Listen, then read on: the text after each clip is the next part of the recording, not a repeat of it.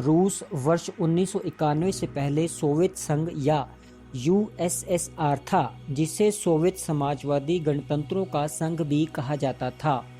Soviet संघ की स्थापना वर्ष 1917 के दौरान रूस में हुए वैश्विक क्रांति या रूस की क्रांति के बाद हुई।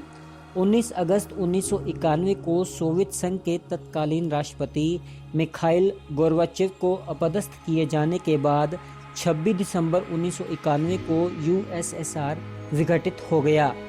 यूक्रेन में अमेरिका और ब्रिटेन के समर्थित प्रदर्शनकारियों के भारी विरोध के कारण वहां के तत्कालीन राष्ट्रपति विक्टर यानुकोविच को फरवरी 2014 में देश छोड़कर भागना पड़ा। इससे नाराज होकर रूस ने दक्षिण यूक्रेन के क्रीमिया पर कब्जा कर लिया। वर्ष 2014 के बाद रूस और यूक्रेन में लगातार तनाव जारी रहा। इन दोनों देशों के टकराव को रोकने और शांति कायम करने के लिए पश्चिमी देशों ने पहल की। फ्रांस और जर्मनी ने 2015 में बेलारूस की राजधानी मिन्स्क में दोनों के बीच शांति और संघर्ष विराम का समझौता करवाया।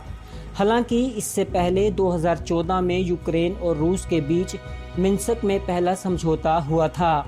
इसके बाद खुद को मजबूत करने के लिए यूक्रेन ने हाल के दिनों नाटो से करीबी दोस्ती गांठना शुरू कर दिया। यूक्रेन के नाटो से अच्छे रिश्ते हैं। यूक्रेन की नाटो से करीबी रूस को नागवार गुजरने लगी। रूस की इस नाराजगी के बाद अमेरिका यूक्रेन के समर्थन में उतरकर सामने आने लगा। अमेरिका और ब्रिटेन समेत दुनिया के 30 देश नाटो के सदस्य हैं। यदि कोई देश किसी तीसरे देश पर हमला करता है तो नाटो के सभी सदस्य देश एकजुट होकर उसका मुकाबला करते हैं। अमेरिका के समर्थन मिलने के बाद यूक्रेन नहीं माना और उसने डोनबास प्रांत के नागरिक आबादी पर आक्रमण कर दिया। माना जाता है कि इस डोनबास प्रांत में रूस समर्थक यूक्रेन के विरोधी अलगाववादी आबादी रहती है। यूक्रेन की इस कार्रवाई का नतीजा ये रहा कि रूस के राष्ट्रपति व्लादिमीर पुतिन ने अमेरिका और पश्चिमी देशों की पाबंदियों की परवाह किए बगैर यूक्रेन पर विशेष सैन्य कार्रवाई के तहत हमला कर दिया। अब हम आपको बताते हैं कि यूक्रेन और रूस के युद्ध का असर भारत पर क्या पड़ेगा। भारत और यूक्रेन के बीच कई ज़रूरी चीज़ों का व्यापार होता है।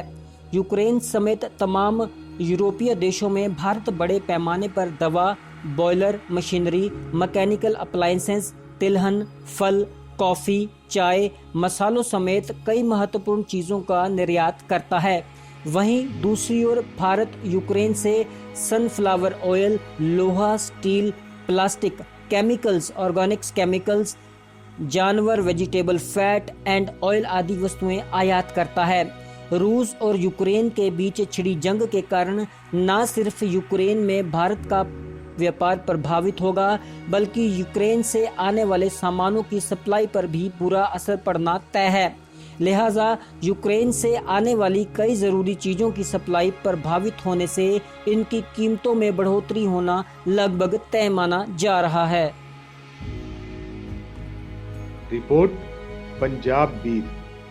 हर खबर की अपडेट के लिए देखते रहें पंजाब बीर। लाइक, कमेंट, शेयर, सब्सक्राइब जरूर करें।